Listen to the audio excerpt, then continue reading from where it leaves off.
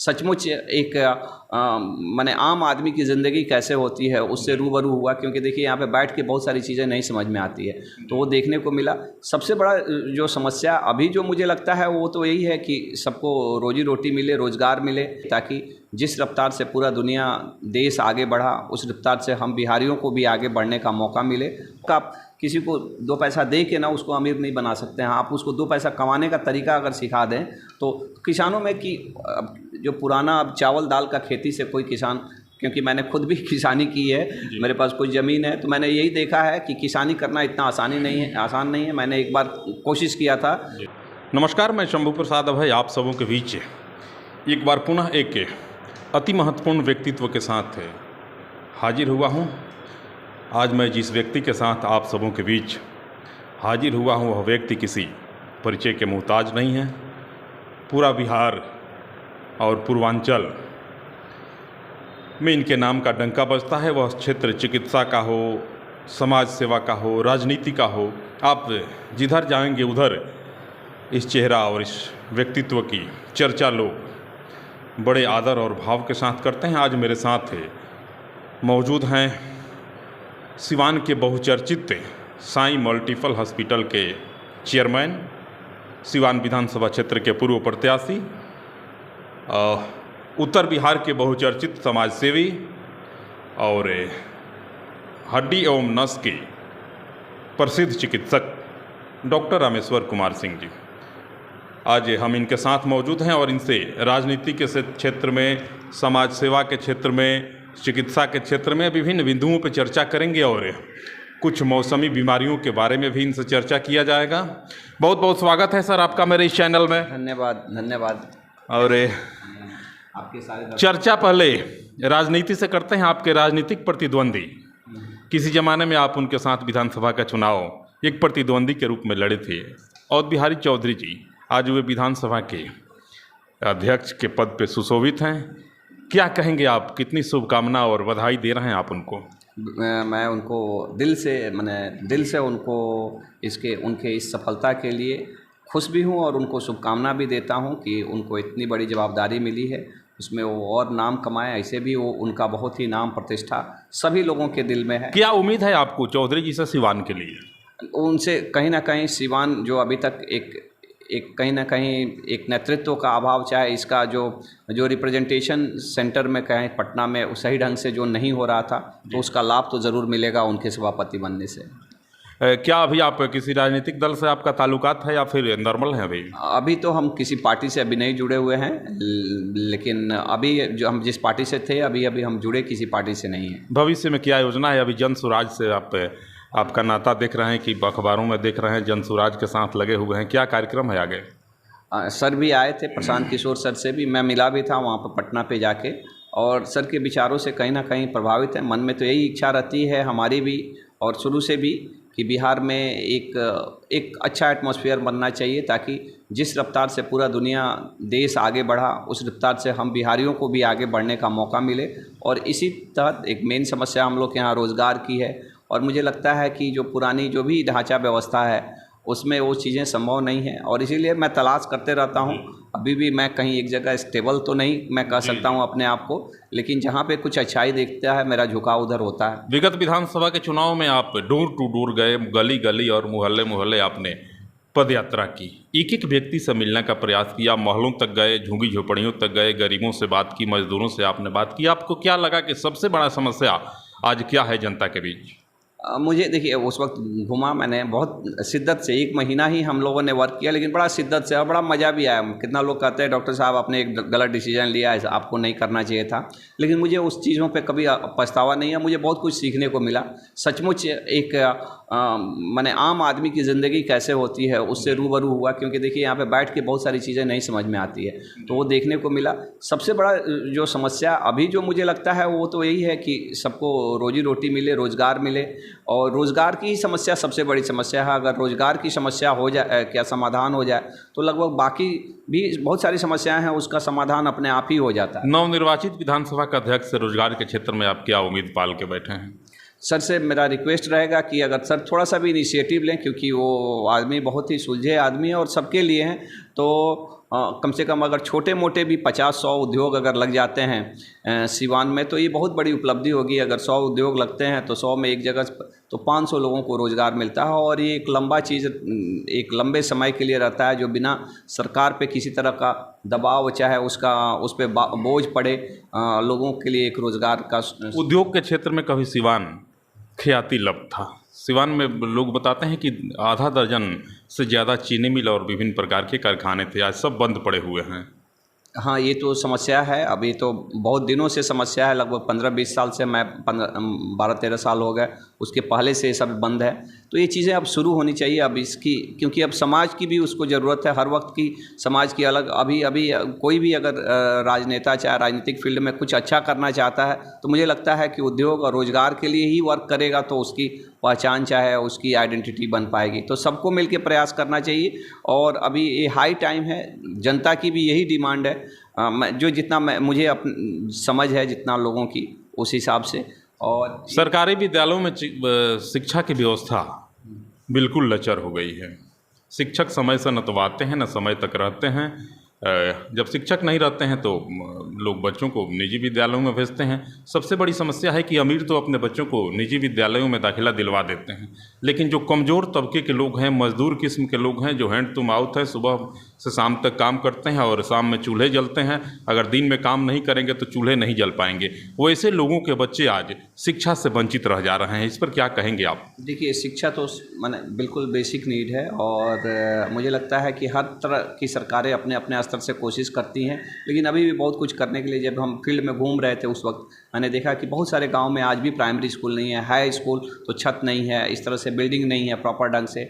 वो ये सब चीज़ें तो बेसिक नीड है। उसके बाद से अगर टीचर आ जाए तो टीचर तो हैं, कहीं कहीं तो एक ही टीचर पूरा स्कूल चला रहा है, चाहे 2 टीचर है, टीचर का नंबर भी, क्वांटिटी भी कम है। क्वांटिटी की बात ख़त्म हो जाए तो फिर क्वालिटी की बात आती है कि उस क्वालिटी ऑफ एजुकेशन, तो उसमें भी बहुत सारा अभी बहुत स्कोप है जो सुधार किया जा सकता है, जिसका स्कोप है। और हर सरकार को मेरा तो निवेदन रहेगा कि अभी नई सरकार बनी है वो भी इस पे ध्यान दें, और किस तरह से ये गुणवत्ता को और बढ़ाया जाए, क्योंकि सरकारी स्कूलों में गुणवत्ता का बढ़ना ज़्यादा ज़रूरी है, क्योंकि जो सचमुच का भारत है, जो रियल भारत है, वो सरकारी स्कूल में ही पढ़ता है। बहुत कम आज इस वर्ष वर्षानुपात बेहद कम रहा। आपके विधानसभा क्षेत्र में जहां से आप चुनाव लड़ते हैं, उस क्षेत्र में भी किसानों की स्थिति बहुत दयनीय है, और तमाम खरीफ फसल जो हैं वर्षा के अभाव में या तो झुलस चुके हैं या फिर झुलस रहे हैं। सरकार से क्या मांग रहेगी आपकी? इसमें एक्चुअली देखिए, इस सब चीज़ों का बीमा भी कराती है, लेकिन बीमा कंपनियों, क्योंकि हमने भी स्वास्थ्य क्षेत्र में काम किया है, वहाँ पे पहले एक RSBI योजना थी, राष्ट्रीय स्वास्थ्य बीमा योजना, और इसमें बड़ा ही माने करप्शन रहता है ऑफिसर्स के भी तरफ से।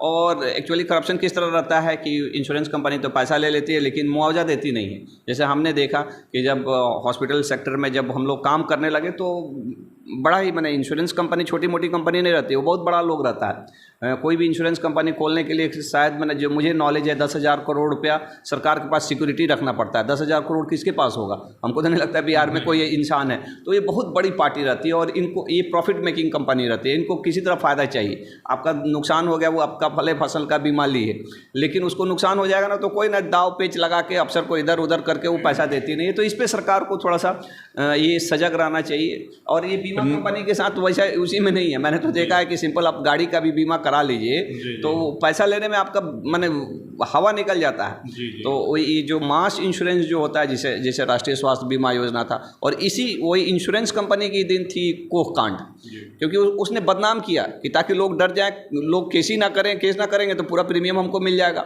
और कोख कांड, और इसमें कुछ ऑफिसर्स लोग का भी संलिप्तता रहता है। वो लोग जाते हैं, वो साहब को थोड़ा खिलाते पिलाते, अरे भाई देखिए ये गड़बड़ हो रहा है, वो गड़बड़ हो रहा है, और साहब लोग भी। हम किसानों पे ही चर्चा करेंगे, और ग्रामीण क्षेत्रों में नहरों के जाल तो बिछाए गए, लेकिन आज नहरों की स्थिति बिल्कुल दयनीय है। अधिकांश स्थानों पे देखा जाता है कि नहरों को भर करके लोग उस पर भवन, पक्के घर का निर्माण कर लिए हैं। नहरों में बरसों से पानी नहीं आता है।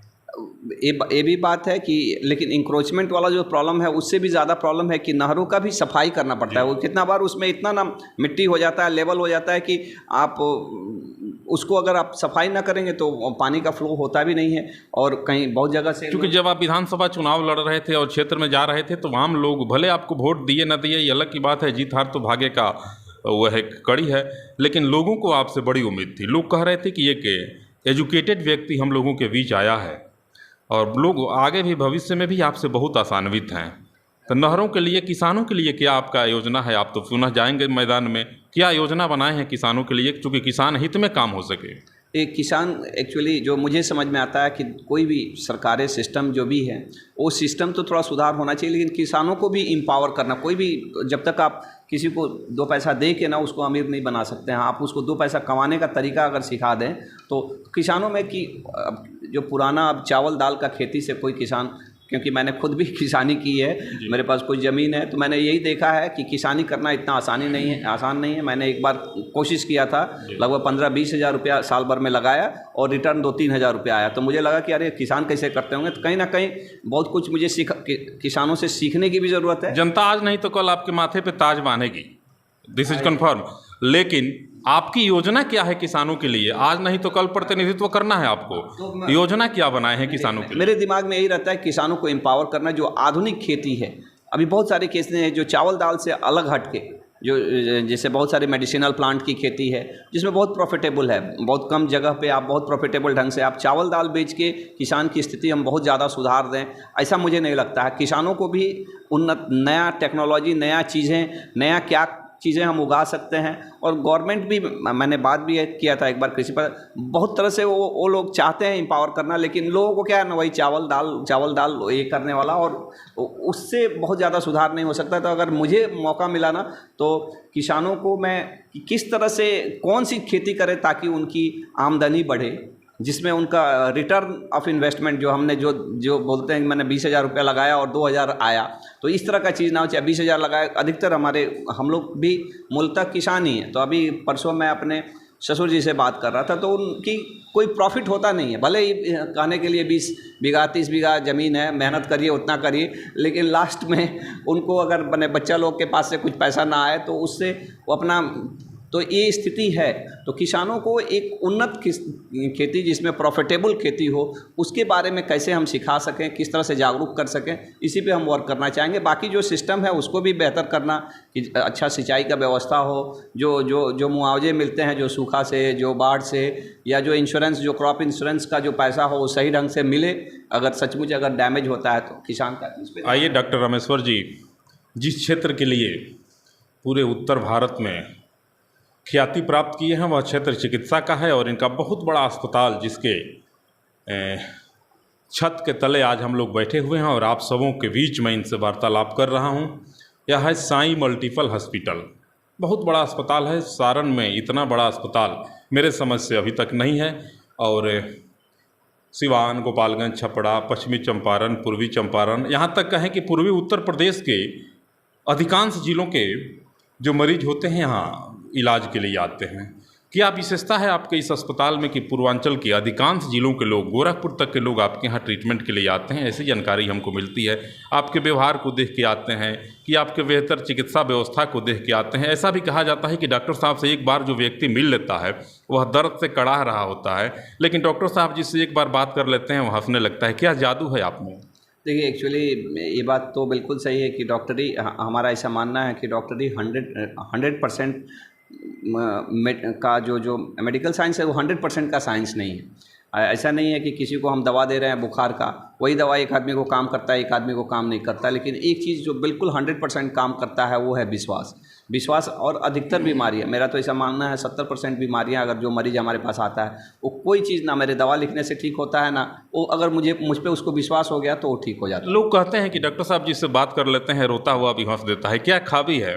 तो ये हम हमेशा एक मानवीय मूल्यों का ध्यान रखना। लोग को क्या है, अधिकतर समय तो उनका कष्ट केवल सुन लें। अभी आधे घंटे से ज़्यादा समय से आपके पास बैठे हैं, बहुत सारे ऐसे मरीज आए, उनके पेरेंट्स आए जिनका पुर्जा था, वो तमाम पुर्जों पर लोग कहते गए कि सर थोड़ा सा देख लीजिए, और आप जितना फीस लगा था उसको कम करते गए, अधिकांश का माफ़ कर दिए। फिर इतना बड़ा अस्पताल और इतनी बड़ी कार्यकर्ताओं की फ़ौज जो आपके साथ है, कई चिकित्सक हैं, कई कर्मचारी हैं, इन लोगों को खर्च कैसे देंगे आप?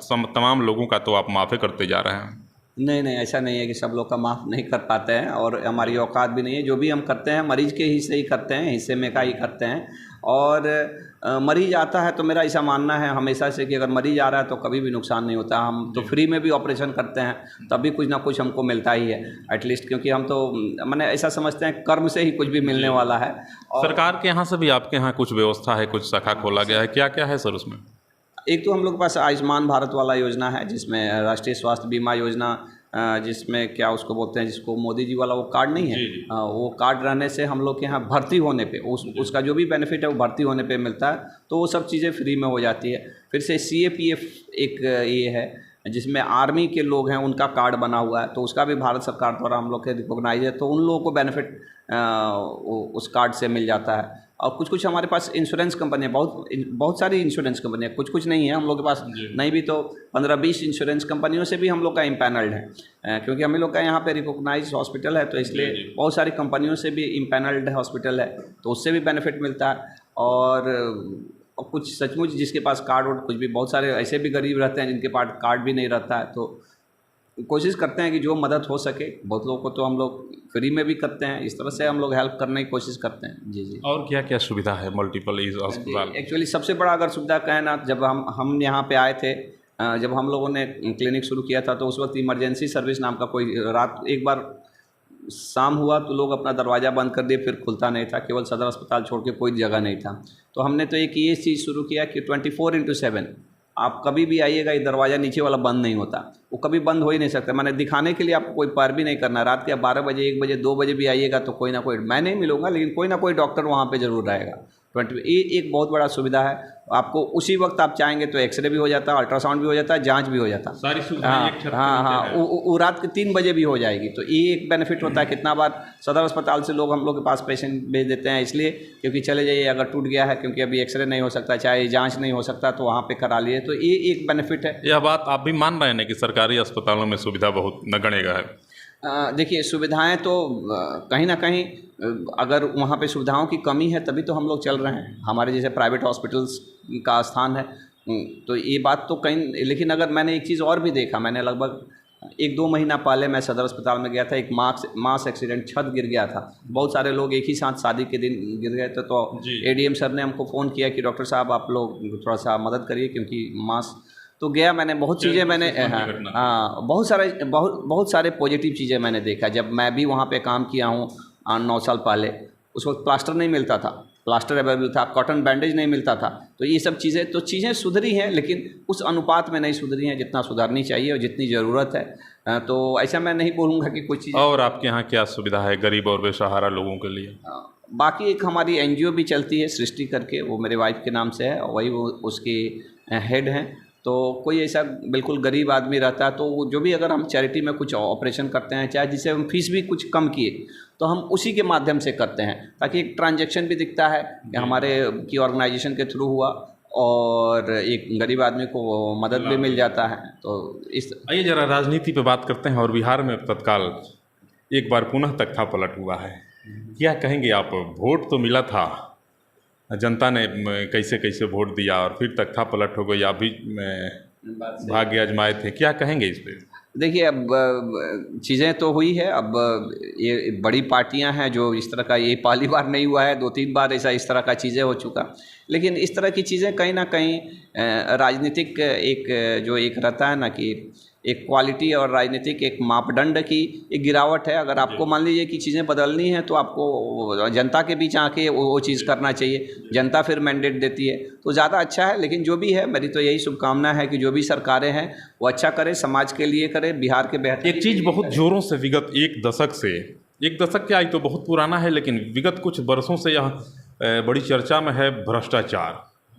बगैर चढ़ावे कि किसी भी कार्यालय में छोटा कार्य हो या बड़ा कार्य हो, नहीं हो पाता है, क्या कहेंगे इस पे आप? आम लोग जो है पीस के रह जाते हैं। उसको मैं खुद भी उसका भुगतान ही रहता हूँ, मुझे लगता है, और मैं हमेशा बड़ा मुखर ढंग से इसको बोलता भी हूँ। बहुत सारे लोग बोलते हैं कि डॉक्टर साहब आप तो इसीलिए पैसा देते हैं कि, सबसे बड़ा सवाल है खारिज दाखिल का। आज गांव में लोग कहते हैं कि खारिज दाखिल के लिए दौड़ते दौड़ते पैर थक जाता है, खारिज दाखिल बिना चढ़ावे का नहीं हो पाता है। ये बिल्कुल सत्य बात है। और मैं खुद देना पड़ता है जी। आप नहीं दीजिएगा तो आप दौड़ दौड़ के मैंने हम लोग तो इसलिए देते हैं कि 5 बार दौड़ेंगे, उससे अच्छा कि एक ही बार देके अपना उतना टाइम भी तो प्रेशियस है। जनता आपसे आशा भरी नज़रों से आपको देख रही है, आज नहीं तो कल आपको प्रतिनिधित्व करना है, इसके लिए क्या आप सोच रहे हैं? ये एक समाज, क्योंकि ये जीन्स में हम भ्रष्टाचार हम लोग के जीन्स में जैसा नहीं रहता है उस तरह से घुसा हुआ है। सरकार को भी क्योंकि ये सरकार की सबसे बड़ी अगर मैं नाकामी बोलूँगा तो यही है कि भ्रष्टाचार, यहाँ पे बाबू लोग कंट्रोल में नहीं है। और ऐसा किस तरह का सिस्टम है कि डर भी नहीं लगता है, और डर लगता भी है तो कहीं ना कहीं लूप होल है, तभी ना ये चीज़ें हो रहा है। और वो उनके यहाँ कहीं किसी का बख्शाइश नहीं है। मैंने मुझे जहाँ तक लगता है कि मैं तो खुल के बोलता हूँ, लेकिन उस सभी लोग देते हैं।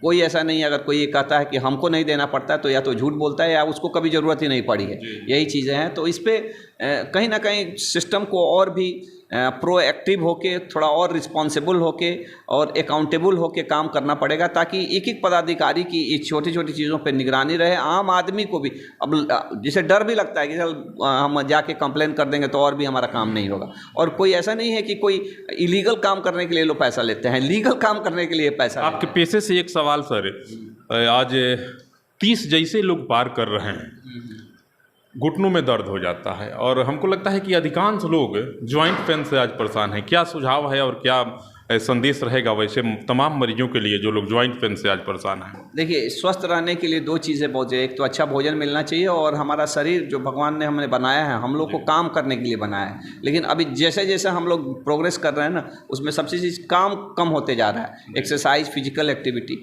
तो एक स्वस्थ आदमी के लिए, तो जो यंग आदमी के लिए मेरा मैसेज यही रहेगा कि कुछ फिजिकल एक्टिविटी करिए, कुछ एक्सरसाइज, कसरत, वॉकिंग जो भी है। ऐसा नहीं है कि जब आप बीमार हो जाएंगे, बूढ़ा हो जाएंगे तब ये करेंगे, क्योंकि उस वक्त शरीर डैमेज हो गया रहता है। खान पान में ध्यान रखें, एक पौष्टिक आहार लें, फल को, सलाद को की मात्रा अपने में बढ़ाएं, और किसी तरह का व्यसन से बचें। अल्कोहल, सिगरेट, दारू, ये सब चीज़ें बंद करें।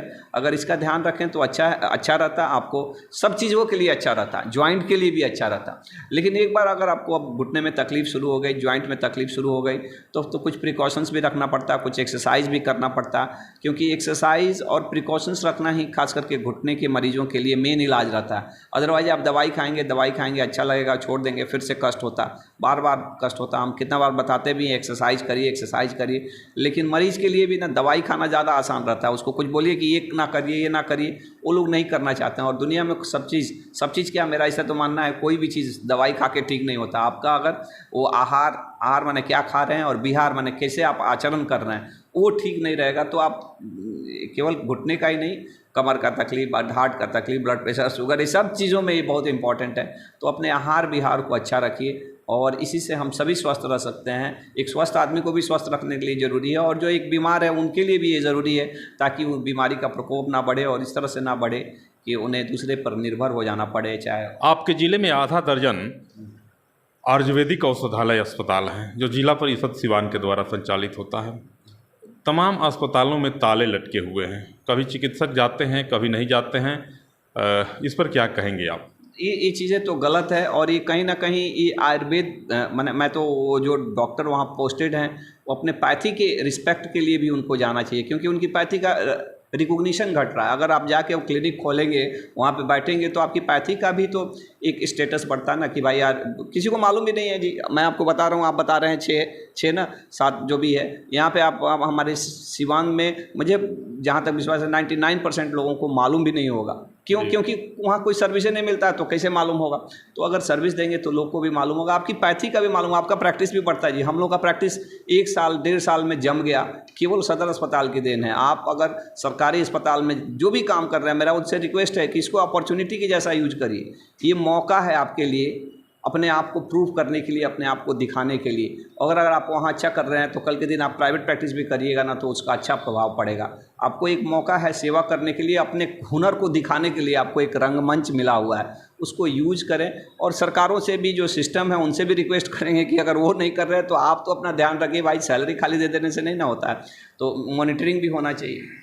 डॉक्टर रामेश्वर कुमार जी हैं, सिवान साई मल्टीपल हॉस्पिटल के चेयरमैन हैं, ख्याति लब्ध चिकित्सक हैं, मृदुभाषी हैं, मिलनसार हैं, और समाज की प्रत्येक लोगों के सुख दुख में सदैव खड़े रहते हैं। इनसे मेरी मुलाकात हुई, और कृषि पे, शिक्षा पे, चिकित्सा पे, वर्तमान राजनीतिक दशा और दिशा पे चर्चा हुई। सब में इनका एक ही कहना था कि अगर मनुष्य प्रयास करे तो कोई कार्य असंभव नहीं है।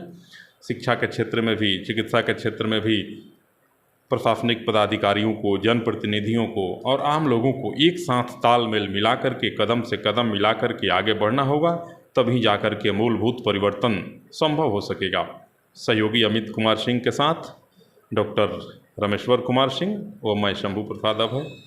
नमस्कार।